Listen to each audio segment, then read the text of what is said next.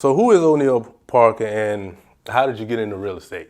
Man, Oneil Parker, I'm just made 26. I'm a father, uh, investor, just an enjoyable guy, I guess. But how I got into real estate was I always been interested in real estate since I was like 13 or 14. My dad he still has a building downtown, so I'd always be around real estate all the time, all the time. I'll see big buildings and stuff like that. So it always piqued my interest that who owns these buildings, because they got to be making a lot of money.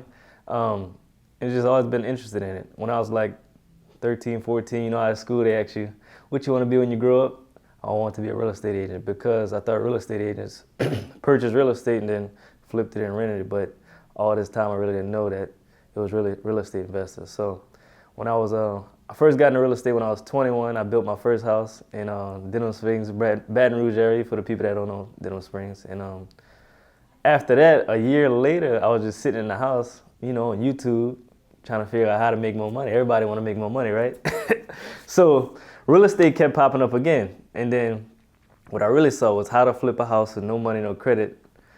And I thought it was a scam, of course, how you could flip a house with no money, no credit. So I kept watching those videos and was wholesaling real estate, which is getting a house under contract, a distressed property, tall grass, boarded up windows.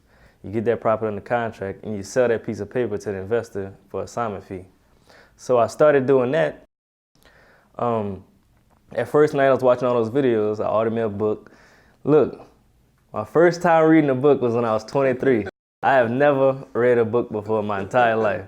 In school, I cheated my way to it and everything. So I ordered my first book, so I was definitely interested in real estate that first night.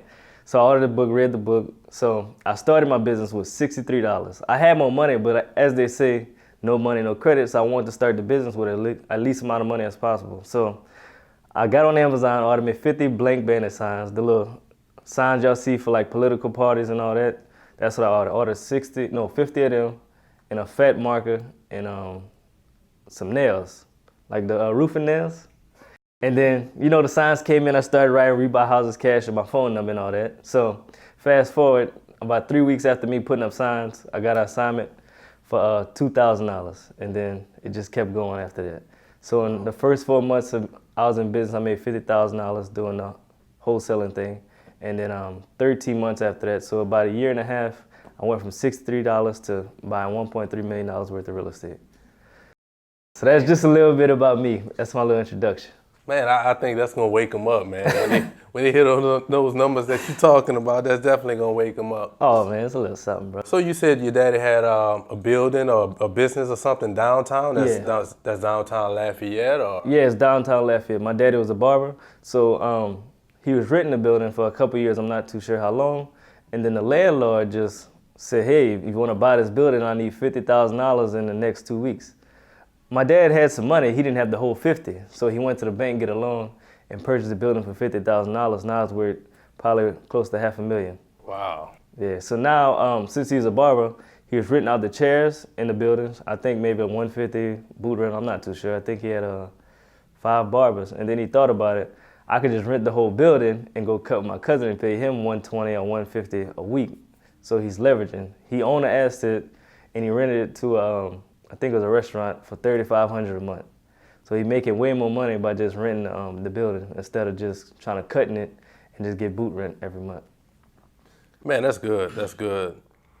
So, out of all of the investments that a person can make, so why would you recommend real estate over, a lot of other businesses or over anything else? Why real estate? Man, real estate is everything. We sitting in real estate right now. We driving real estate every day. They're not making any more land, so why not get it? It's an appreciating asset. Every day it goes up in value. You could take out money anytime you want. You can control the asset. You can touch it. You can feel it. Unlike stocks, you control it. So it's not like you buy a stock at Walmart. I guarantee they won't call you and say we're about to shut down 50 stores. So anytime you want to get rid of it, you can sell it. You can put a tenant in. You can kick a tenant out at any time. So that's why I think real estate is the way to go. Because it's they're not making no more of it. It's only getting more and more expensive. You get cash flow every month. You can take out money anytime you want. You can leverage it to do other businesses. So just the best. To me. That's good stuff. And like I said, I think people really, really want to hear this and really need to hear this. So But kind of moving forward, so were you considered like the black sheep of your family in the sense that you were the one to buck the traditional system, of, hey, get a job, work 40 years, and then retire? Or was it, you know what, I've taken on the personality of my parents who are, investors and want to do their own thing as well. So how did that come about? So my dad was an entrepreneur. He never worked for nobody before for himself. So really? I had that bug in me. Also, my grandpa was an entrepreneur. He dropped out of school in the 3rd grade, started a concrete business. At one point, he was making $10,000 a week. So it was in my blood to be an entrepreneur. But my parents did want me to go to school. I did go to college. They wanted me to finish college. Mostly my mom. My dad, he really wouldn't. It's whatever, son. So, I chose a different route. When I first got into real estate, they would, it wasn't too good for them. So when I was building my house, I didn't tell them until a week before closing. And as soon as I told them, it all went wild. So my mom, of course, women in the black community, they got to call mom, they got to call their grandma, they got to call their aunts and all that. So as soon as I told them that, I guarantee you within an hour, I was getting calls from my grandma, my aunt, uncles, all kind of stuff. Don't buy the house, you don't know what you're doing, So I had that on my shoulders, and then as my parents telling me not to get into it, I was like, damn, I was thinking like, I shouldn't get into this. So my parents was like, you shouldn't be doing that, you should get an apartment first, because you gotta think about it. I went straight from my parents' house to my own house. And they was like, you don't know what you're doing, you need to at least try to get an apartment first to, see if you can handle it on your own. And then I was like, damn, what I got myself into. So I was losing confidence in myself, and then I got a call from my uncle, and he was like, man, if you just believe in yourself, you just do it. So I just did it. So did you buy the house with intentions on later trying to flip or maybe trying to rent out or something like that? Or was it a case of, you know what, I just want to get this house and stay there just to say I got a house, I've accomplished the American dream by now. Right. So with me, building the house, I knew what I wanted to do with it. So I knew I wanted to rent it. So I stayed in the house, I think, a year and maybe 3-4 months, and then I rented it out. My mortgage was $927, the rent was $1450.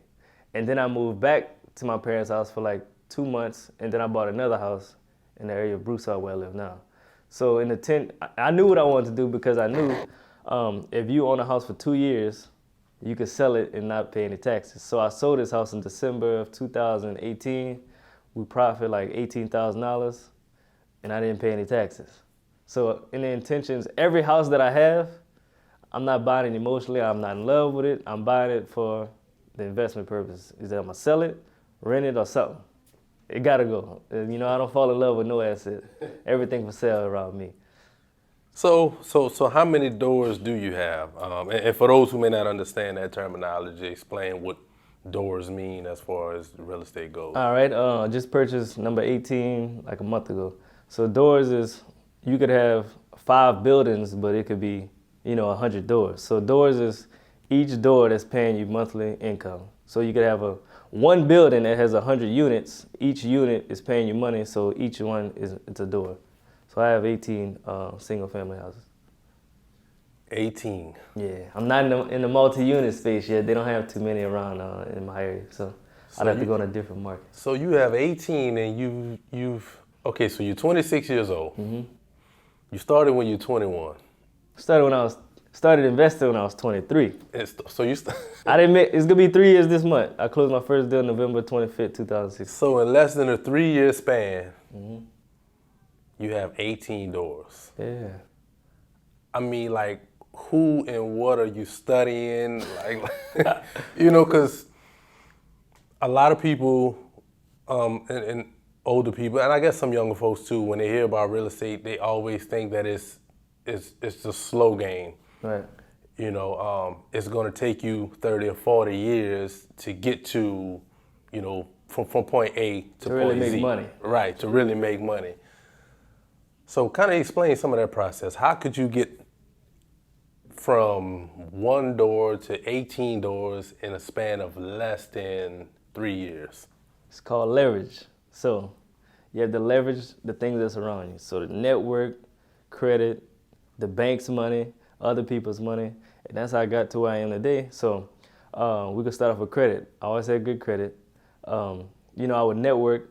So in Baton Rouge, they have it's a real estate meetup. It's called RIA. So a guy in there, he bought 35 houses within a year. So I heard that. Hold on. 35 houses. 35 houses in a year. It's 35 or 40. I think we just gonna stick with 35. I just hope that everyone at home and everyone who's watching this video is listening, just to know that this is possible, right. And not to cut you off, but continue with the story. Yeah. So a friend of mine, he bought 35 houses in 1 year. And when I heard that, I was like, what? How you did that? So he would, I would call him all the time and stuff like that, and he basically explained how he did it. And how he did it was leverage, using the bank's money, owner finance, just different ways to get the houses. Buying the asset with little money out of pocket as possible and still making monthly income off the house. So what I did on my very first deal, following the same blueprint he did, I bought my first rental without no money in my pocket, and I got a $22 check at the closing table. So how I did that was, the purchase price was $56,000, and I got 80% of that purchase price, which is $45,000 from the bank, and the other $11,000 I owner finance from the owner. So the whole total price was $56,000, and I didn't come out of pocket at all. So you have to really understand the banking system. When it comes to buying investment properties and buying personal properties, it's a whole lot different. So when you go to buy your own personal residence, it's 80-20. 80% is focused on you, the person that's buying the house, and 20% is actual on the house. When you're buying investment property, 80% is on the property and 20% is on the person. So what I mean is 80% means how much money is this house making? Is it making money? If it's making money, the bank is good with it. They don't care where that 20% down payment is coming from. As long as that asset is making money and you can cover it, you can do it. So you can get that money from credit cards, you can get that money from partners, you can get the money from a cousin, a friend, anybody. As long as you have that 20% down that they need, they're good. And that's how I did it. So would you advise a person to, use credit cards in a situation like that? I offer business credit if you need it. So that's what I do. If you have credit cards, money in your pocket, you control that money. So they're your business partner. They do whatever you tell them to do. You don't have to call your uncle or a private lender or somebody else. You control your own money. That's in your pocket. And plus, it's interest-free for 12 to 15 months. So why not use that money? You're dropping some gems today, man. You're dropping some real You always got to use other people's money. If you can use other people's money and make money off it, why wouldn't you do it? Right. A lot of people get into real estate, the first thing they want to ask is, you talk about credit cards or private money, what's the interest rate? The interest rate doesn't matter. It's not your money at the end of the day. Right. So, and you said that you can help people in that area, right. As far as finding ways to leverage, and what else was it that you said? You said that you can help them to get those monies or help them with credit. Explain what you mean, like what other aspects of the business are you into as far as helping people to get into real estate? So I do credit repair and business credit. So the credit repair, if you really want to excel in real estate, it's good to have good credit. And a lot of people in our culture was not raised to have good credit. So when they be 5, 6 years old, their parents or grandparents put the electricity bill in their name and just don't pay it. So by the time they get 18, they're trying to get a car or something, they got a whole bunch of collections. So that's why I really offer credit repair, to teach people, about credit, how life is a lot cheaper if you have good credit, because if you have bad credit, you got to pay more on insurance, more on everything, more for cars. So you might be paying $900 a month for a car that's only $20,000. That's because you have bad credit. Collections, late payments, stuff like that, it can all be deleted. Bankruptcy. So you just have to take in consideration that your credit can get fixed. Now on the business credit side, I offer that because if you have a brand new LLC, you can get, $10,000 to $250,000 just based on your personal credit score. So that's why it's very important for us to know about credit and business credit, because all businesses need money when it first starts. So if you start your LLC, you have good credit, 700 to 720, you can get up to $250,000 in business credit, interest-free money that you can use for marketing. If you're in the food industry, you can buy food, advertisement, down payments for houses, rehab costs, just whatever. So you can do whatever with the money. You can buy a car what you want. I don't advise it, but try to use the money to make more money at the end of the day. Right. So what's the main difference between business credit and personal credit? Okay. Personal credit, whatever you do is going to affect that score. So in business credit, you can max out that card if you want. It's not going to hurt your personal credit. Now, if you don't pay, the minimum payments or whatever your payments is, over time it will hurt your personal score. Now, on the personal credit side, if you max out a card, I guarantee your credit is going to drop, dramatically. So that's really the main difference. And it's interest-free money on the business credit side. So use that money. That's free money. So you always want to use it, make more money, and make sure you put it back. And then every 10 to 11 months, you apply for new cards. And if you have debt on those cards, you roll it over so you stay interest-free. Right. It's called using OPM, other people's money. Right. And people do it all the time. You just don't hear about it. Right. That's good, especially the other people. Other than, us, because we don't know about it. But we have to, and this is why we're doing this interview, because, people, especially young people, we need to know about it. And I'm not saying the older folks don't need to know as well, because they may know and they haven't passed it along. But, younger folks and the younger generation tend to listen to people who look like themselves. Right. And the same age and stuff like that. Right. And another big thing is lines of credit. You can go to a bank. I know Mid-South for a long time, they was offering lines of credit. That's all you had to have was a 720 credit score and a business that was open for 2 years. They didn't even check your personal credit. Well, they did, I'm sorry. They didn't even check your business financial statements and none of that. If you have 720 credit score in your business, LLC or whatever, been open 2 years, they was giving $50,000 lines of credit. That's pretty good. Yeah. That's pretty good. So, and I know you got some people out there who feel, okay, well, he's talking about a 720 credit score. Right. It's not that hard to get. Man, that's impossible for me. How can I do that? So you do advise them on things that they should do and that they can do to boost that score, correct? Yeah. So if you don't have a 720, things you can do to really boost your score is called piggyback and authorized users. If you know somebody in your family or you can buy them that has a good credit score that, really takes care of their credit, you can be added as an authorized user on their credit card, and then their good credit is going to reflect on your bad credit, and then your bad credit will not reflect on their good credit. So that's a good thing to use. So if they have a credit card that's $25,000 limit, it's been open, 15 years, and they only have $100, $200 on it, that's going to really boost up your score because the average age of account is, 12 years? I really don't remember. And the revolving credit is $25,000. If you get that on your credit, I guarantee your credit is going to jump. So you really have to take advantage of those opportunities. And if you have collections on your account, call up the company and say, I can pay it if you delete it. If you don't delete it, you might as well not pay it. You just get deleted. Go get it deleted. What else they have? Just anything. You can fix your credit. You can do it yourself, or you can pay somebody like me. It's going to take a little while, so you got to, take that in consideration that you can mess it up fast, but it takes a while to repair it.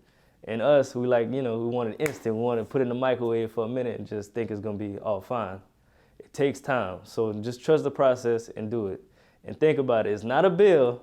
It's an asset. Because if you have good credit, you can get anything you want. That's good. It's good information. A lot of people think it's a bill. Yeah, I know. I got to fix my credit. It's $100 a month. Come on, man. It's only at the end of the day, it's on average going to be about $600. And everybody have that $600. Right. You just spending the money on stupid stuff like shoes, going to the club, hanging out with your friends. So sacrifice the 6 months, 12 months to change your life for, it could change your life forever. So you got to think about that. Take that into consideration. That's definitely a deal breaker, man. Yeah. Like you said, it could change your life forever. And I've seen it happen. 6 to 12 months, if that, Right. So let's transition a bit and kind of get back to the actual real estate itself. So if I was a person who came to you looking for advice on how to get started in the business, so what would you advise me to do? Should I start off with a duplex or triplex or a single home in an urban area, or does it just depend on, my assets and the funds that I have? But what would you advise a person just getting into the industry? So if you just want to get into the game, first I'm going to ask you, in the next 20 years, where do you see yourself? What do you really want to do? So if you just want to do travel the world and get passive income, well, I'll tell you, go buy a fourplex. Why a fourplex? Because you can buy a fourplex with 3.5% down.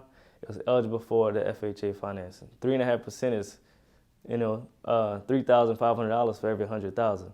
So if you could find a 4-unit, and that could be 2 units at the top, that's apartments, and 2 stores at the bottom. So as long as it's 4 units, you can buy it with an FHA loan. So that's what I would advise for somebody, and make sure they have equity in it. You don't want to buy it if you don't have equity. So if you can get in something for $3,500 and you're getting $700 from each door, you're making $2,100 and you're living for free.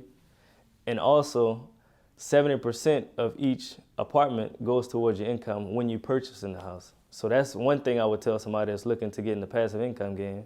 If you want to get in the flipping game, get your credit right, use leverage to start flipping properties to get that big to get those big amounts of money, and then invest it in something else that you really want to do. So you could use real estate to just get, big piles of money to really push it in whatever you want to do. So what do you find has been more challenging? Has it been the rental side of it, or flipping, or the wholesaling? Because I know a lot of people look at flipping and they think, okay, let me get this money, but I'm sure it's a lot of formulas that go into knowing which properties to buy. Right. Knowing, I guess, if you've used other people's money, then there's a timetable, right? So what has been more, I guess, I don't want to say stressful, but what has been more convenient for you? Has it been the flipping, or the rental side, or wholesaling? What's more convenient for me is rentals, because I'm getting a check every month, and what I do is I offer rent to own to my tenants, so I don't have to worry about repairs and stuff like that. So they do their own repairs. As long as they're paying me once a month, they get to keep the house. Now, if they don't pay or they miss their payments, I can always kick them out, fix the house up again, collect the non-refundable down payment, and just do the whole rent-to-own process again. So there's no repairs on me. I really just become the bank, and that's what I do in my business. But when it comes to wholesaling, the hardest part about that is staying consistent, because you're not consistently marketing, every week, every month, the checks gonna start coming in. So if you get a $20,000 check and just think you're gonna spend, $15,000, $20,000 on the whole thing to go party or go on vacation, your business will definitely suffer. So I would say if somebody get in the wholesaling game, you gotta really think about it and sacrifice. Do I wanna make this a long-term business, or I'm just here for the checks? If you're here for the checks, you take your check and run. If you're here for the long-term business, long-term of the business, you get the $20,000 check, you put, $18,000 back into your business, and you pay yourself $2,000. Your business won't grow if you're not investing into your business. And the flipping part, the stressful situation about that is definitely the contractors, because you know how contractors are. Especially newbies, they get in the business, they pay the contractor 50% or 30%, the contractor gone, you never see him again. So you really gotta think about it when you get in this business. You have to know every part of your business. So when you get to the contractors, me, myself, I never pay the contractor up front. I always ask them what I'm paying you for, if I'm paying you to show up or what. So why would I pay you up front? And always buy your own materials, so they can't use that excuse, I need money to start buying the materials. Buy your own materials. Just show up, the material's gonna be here. So you gotta take that into consideration when you wanna start flipping. Other things about flipping is, me, myself, I only flip properties that I know I can rent. So if I can't sell it, I can always rent it. So make sure you have multiple exit strategies when you get into the flipping game. You don't want to start flipping $1 million houses, because a lot of people don't have $1 million, and a lot of people can't rent a $1 million property, because that rent probably be $5,000, $6,000 a month. So flip properties that you can rent. So, and I know you talked about contractors, and so my question to you would be, what are some of the methods you use to find good contractors? Because most people, just starting in a business, I'm sure they're having difficulties finding them. And, sometimes a good or bad contractor can make or break a deal. They definitely will make or break a deal. So the good ways to find contractors is going to RIA meetings. You go on meetup.com, you type in your zip code, and you go to RIA meetings, and you network. You find out what contractors everybody else uses, and that's actually successful in the business. Another way is I see signs on people's cars while they're driving. I'm a contractor, do paint, whatever. You take down those numbers, and then you vet them. How you vet them is you always get 3 to 4 bids when you're doing a job. It doesn't matter what it is. It could be roofing, painting, flooring.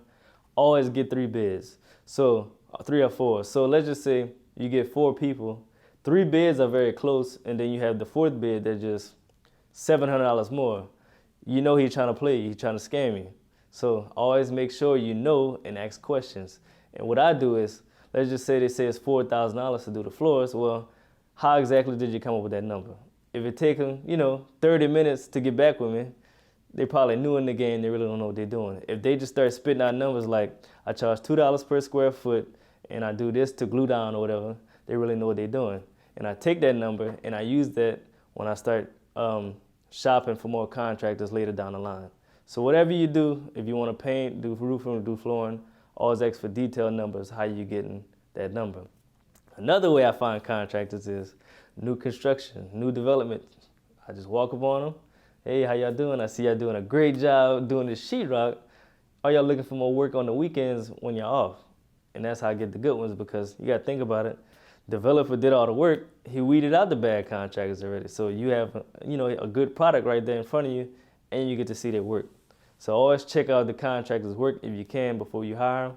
Make sure you always ask for details of how they got the bid, and always ask for 3 to 4 bids for every job that you do. It don't matter if it's very simple or very hard, because you don't want to get played and overpay your contractors, and try not to put 50% or 30% up front if you don't have to. Oh, so you really in these streets, man. So man. You going to talk to these contractors while they're on the job working and this. Of course. They don't know who it is. I could be the future owner, you know what I'm saying? Right. And you just play it off. You just don't walk up in there and say, you just walk around, look at it, see what's going on. And you always got to ask questions.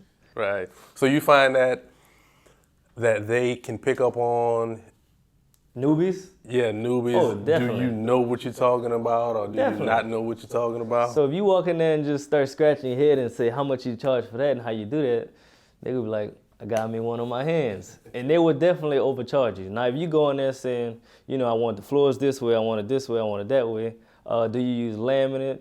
Do you use, what is it called, underlayment, or do you just put it straight on the ground? How much you charge per square foot? What do you do around those certain corners right there? They know they're dealing with somebody that does this business. If you asking them certain questions like, how long will it take? If it's going to take a job that's supposed to take 2 days, they say a week, that's not the contractor for you, because this business is all about speed. As long as you can get it out quick and fast and get your check, you can go on to the next deal. You don't want to be, spread out doing a flip for a year and a half, when it should have took 3 to 4 months.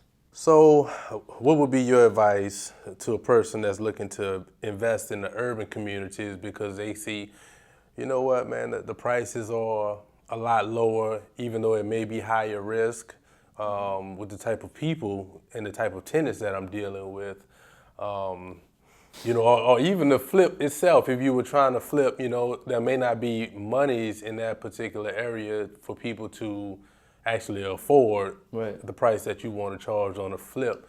So what would be your advice to a person that's looking to invest in urban communities? So man, if you're looking to invest in the hood, let me tell you right now, it's gold in the hood. Why I say that is because, like he said, you can get in the houses at a very cheap price, but you gotta think about it. Rent is still gonna be high. So what I do, I invest in, hoods or the urban areas, because first of all, I come from the hood, so in these places, they need somewhere to stay. So I do luxury rehabs to these houses, and then I get Section 8 tenants. So if you ever get advice from, people that's in Section 8, a lot of people are gonna say, you don't wanna deal with those tenants, they mess up your house and all that. But you gotta think about it. If they mess up your house, that's you as the landlord's fault. So a lot of people, they run into this situation because they accept the very first person that's waving the voucher, say, I got the money. That's not how you do it. So Section 8 work is, they're all humans, just like me and you. The government is just paying their rent. So you can vet their tenants just like they're anybody else. A lot of people get that confused and think that Section 8 put people in your houses. That's not true. And any house could be in Section 8. My house could be in Section 8, your house could be on Section 8. As long as it passes the Section 8 rules, any house could be on Section 8, so don't get that confused either. And Section 8 has never missed a payment since they've been open, so why wouldn't you want a Section 8 tenant? And Section 8 really works, depends on their job or their income. They may pay the whole thing, or they may pay a portion. So Section 8 is pretty good. I have 6 Section 8 tenants right now, and they all stay long term as well. And the reason I do luxury real estate for Section 8 tenants is because they walk in the house, they have never lived in nothing like that before. So they have wood floors, they have tile on the shower, all the way to the ceiling.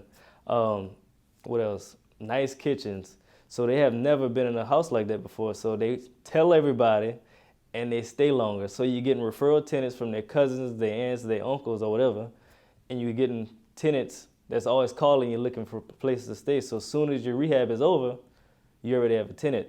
In my case, before my rehab is over, I already have a tenant because, they're telling everybody, they coming in and out of the house while we're doing work. So as soon as I'm done with the house, like I think a house I did earlier in the year in April, the tenants started moving in before the construction was even done. Come on. Yeah, so they started moving this. They couldn't, legally live in the house, but they started, putting in the furniture and stuff like that.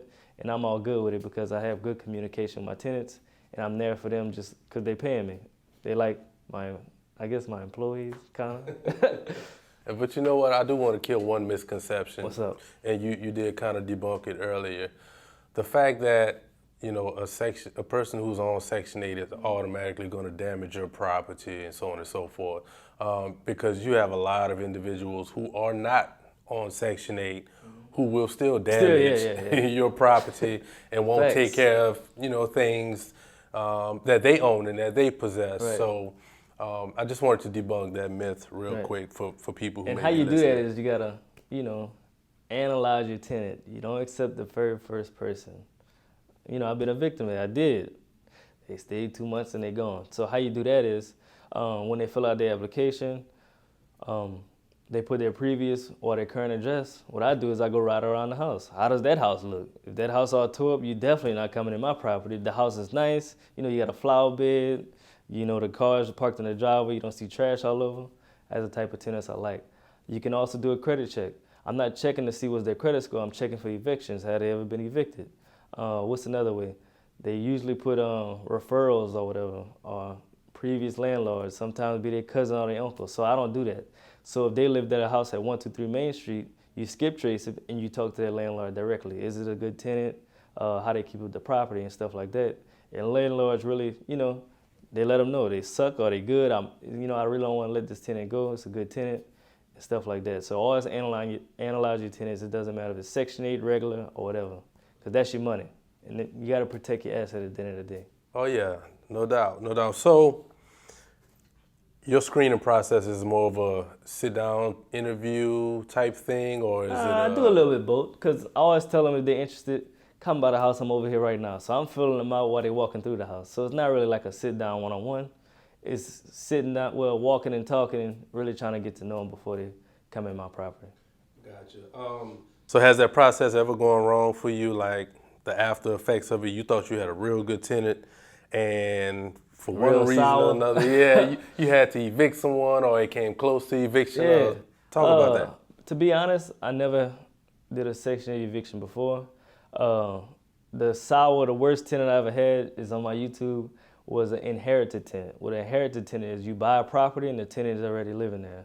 So that tenant was terrible. Look, bro, she was always sick. There's always something. I can't pay the rent. I can't do this. So I'm sorry, baby, you gotta go. She even offered me to give me a refrigerator for the rent. Like, come on. Really? Yeah. A refrigerator? Yeah, and she was an older lady too, so that was my very worst tenant. She was sending me pictures in the hospital all the time, so she just came with a bunch of excuses. So that was my worst tenant. Another worst tenant of mine was, I had a property. I just put a for rent sign out there. A guy, he was trying to help a lady out. She had 3 kids. He's trying to help out, just hurry and put in a property. He's like, man, they need a property right now. Their kids about to start school. Could you help them out? Helped them out. Stayed there 2 months. Had to get eviction. They didn't have the money for the rent. So that's probably the worst 2 tenants I had. That's about it. But, I learned my lesson. No emotions in this game. And that's what I was about to say. That's the one thing people need to understand. I don't care what business it is that you're in across the gambit. You need to understand how to separate business and emotions. Business and emotions, right. Because if not, then you will run over you. You will definitely lose. You're in business to make money. Right. So I'm not here to pay nobody bills. Right. Right. And they know that we all have responsibility. They sign that contract beforehand, so they know exactly what they're signing up for. So, you have to uphold your end of the bargain. If you don't uphold it, you got to go. That's how I am now. You miss a payment or you mess up something I don't like, I'm sorry, you got to go. It's just business. Right. So on a rental property that you have,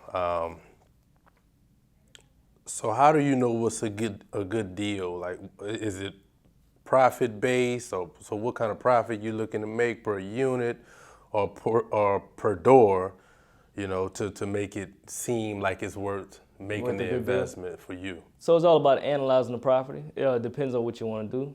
So when I first got in, I wanted to make $300 per door, but over time I was like, damn, it's way more than 300 right here. So right now it's about 500. If I don't make 500, I really not gonna buy it. But it just always depends on what I really want to do. So if I want to fix the property, let's just say it's worth $100,000, and the purchase price is like 40, and I could put like 20 into it. I'm all in at 60, but it's worth 100.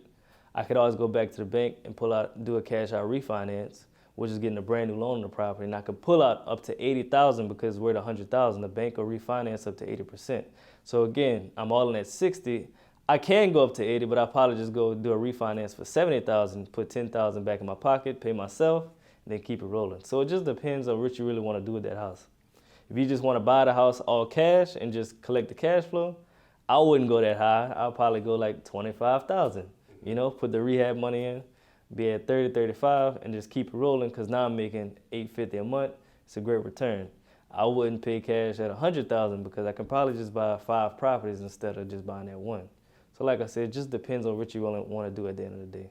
Right. And so you said earlier, when we were discussing, you said you have 18 doors, correct? And approximately how much is that property worth?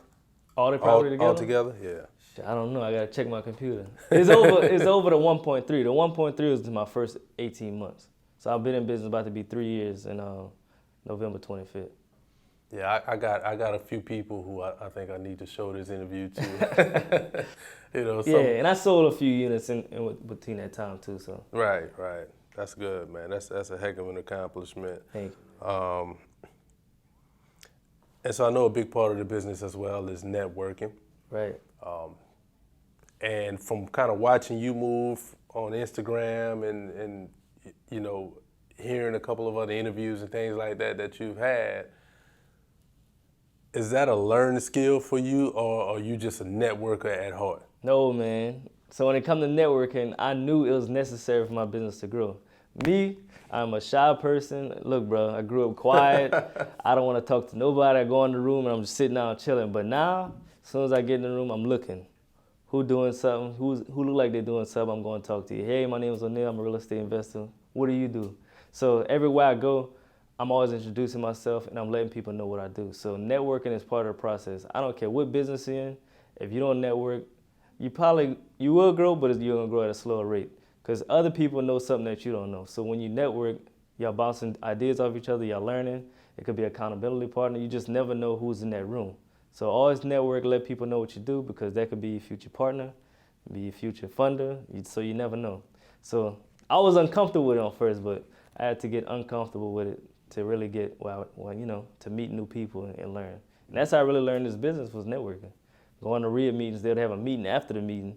I was working 12 hours a day, 13 hours a day, and I was go straight to the meeting. I was sleeping 3-4 hours a night, but I knew it was important for me to get where I needed to go. So networking is very important. You need to go out there and network. Stop being shy, man. Yeah, got to get out that comfort zone, man, if you want to grow. For sure. Definitely. And so you have a team, or is it just you, or how do you operate your business? Right now, I'm making a team. I'm forming a team right now. So right now, I'm transitioning. This is a family business, so I'm making my girl the property manager. She's learning the system and stuff like that. She's been doing it about probably going on 2 months. My best friend, like my brother, he's like my project manager. So if anything happens with the property, he goes out there, see it first. If he can't fix it, we just call the contractor. So we formed this family business, man. It's all about generational wealth. Yeah, I agree with that. And I can't do it all on my own no more. I can't scale just me being everything, Hey, man, I think you've earned the right to I guess, well, you've made it to that level, should I say, to where you need that team now. Yeah, man, I can't do it all alone. Yeah. Man. You know, some heck of accomplishments, but I'm sure it was a lot of sleepless nights. Oh, for sure, still. Yeah, you know, it's a grind. It's always, you know, a fire you have to put out. Right. You know, or it's always, you know, something new to learn that you can apply to what it is that you're doing, man. It's a sign of relief, man. Yeah, man. Because a full-time job, property manager, project manager, daddy, you know, boyfriend or whatever, that's a lot. There's a lot of different jobs in one. So you really got to delegate if you want to scale and go to the next level, because you can't do it all yourself. You're really trying to, you know, go to the next level. So for everyone who's out there listening, he said team, he's building a team. Yeah. People have to learn how to work together. You know, you can do a whole lot more, you know, together with a team, obviously with people who you trust. Right. But that ties into the networking as well. The more you network, the more people you meet. It'll be easier for you. You know, yeah, you know, so definitely keep that concept in mind. And it's enough out here for everyone. Don't be greedy, you know, to get some. So, now you just mentioned your significant other, and I know you mentioned, you know, that you have a child, two kids. Yes, sir. So, I guess my question would be, how does she feel? And when I say she, I'm speaking of your your significant other right now. You know, about you and your aggressive style of investing, because I know it takes a lot of your time. It may be some financial decisions that you have to make that, I don't know, she may not understand at that particular moment, but it's a decision that has to be made. So you get any flack for that, or is it, you know, or is it just you know what? He has it under control. I'm gonna let him do what he needs to do. It seems like you know a little bit about this. Yeah, you know, I walked in those shoes for a long time. Yeah, so man, it's really about communication, letting that significant other know what you're doing. So I definitely been through that, especially in the beginning. It was, well, about the last 6 months, it was more about the business. That's what I heard. It's more about the business and the family. But at the end of the day, it takes a lot of time to build a business. So you got to sacrifice a little bit. Let me spend them extra 2-3 hours doing that, because at the end of the day, Christmas coming, you know, you got to have money to pay for stuff, you know. If you want this lifestyle that you see on TV or whatever lifestyle you dream of, it takes work. It's not just, I can just go do it. Or we're going to live this lifestyle off of credit cards just for Instagram. So it really takes a lot of sacrificing, a lot of, you know, communication, a lot of team building, a lot of effort to build an actual business. And I've definitely been through it. Still go through it sometimes, but you know, you got to try to find that balance. It's hard to balance, but you got to do what you got to do to make everyone happy. It's not just all about yourself at the end of the day. And you know what, man? It's all going to be worth it in the end. Yeah, and it's all worth it at the end. In 5 years, you're going to be happy that you got this, that, and that. Right. And then you can actually get more of me, because then I'm not working a 9 to 5. You know? Our other people running the business. Right. It's just in the beginning, it's very hard. Right. It's I say the first 3 to 5 years that's grind time. Yeah, it's some give and take, definitely. So you got to give it somebody that knows about it and just willing to walk, you know, hold your hand and go down the journey, because it's not easy being an entrepreneur. It's not easy running a business. So it's either you with it or you're not. If you're going to ride this ride with me, let's go. If not, sorry, you got to go. Hey, so what would be something that a tidbit of information that you would like to leave to the Black community as we close this interview? Man, we have to stop supporting the other brands before we support ourselves. So a lot of people just want to buy a Mercedes, they want to get the Louis. People really invest a lot of money into other brands before they invest in their own name, like the Johnsons, the Parkers, the Browns. Come on, man, you got to think about yourself before you... They're not cutting you no checks for Christmas. They're not cutting you checks quarterly. They're not giving you no Christmas gifts. So why would you keep buying the stuff just because it's all on TV and Instagram? At the end of the day, you probably can't really afford it, so you're just buying it just to impress other people that really don't even like you. So I would say, you know, go buy yourself a book. Go get a podcast. Yes. I mean, watch podcasts, watch YouTube. Go buy yourself a course. Invest in yourself so you can invest in your family. So y'all can, you know, have generational wealth in the future instead of generational death and liabilities. You can't pass on a car. Well, you can, but is there going to be a bill attached to it? Pass on houses, pass on money, pass on stocks, or pass on generational wealth. It's a lot of, what is it? Louis Vuitton don't, right. It goes in and out. It's like it keep rotating, so it won't be popular forever. So just invest in yourself. Hey man, wise words from a decent man, man. Appreciate it, Doc. Yeah, man. And so, but last but not least, let the people know where you can be reached at, all your social media platforms. If it be advice, if it be, your credit bill, your credit repair services, just let the people know where you can be reached. All right, Instagram, I'm more active on there. It's real estate, entrepreneur. Facebook, I'm on there sometimes. Oneil Parker, Oneil Parker. What else I got? Email, Oneil, Oneil, P as in Parker, 6 @gmail.com. And I'm building the website right now, so maybe by the time this interview come out, it might be out. And that's www.oneilparker.com. What else I have? YouTube, Oneil Parker, Oneil Parker. Go subscribe, like a couple of videos, and then I'll see y'all next time. Definitely, man. Oneil Parker, it's been a pleasure, bro. It's first interview. Definitely won't be the last. I appreciate y'all coming, man. Appreciate inviting me, too. Yeah, man. The Black Market, Oneil Parker signing out. Peace.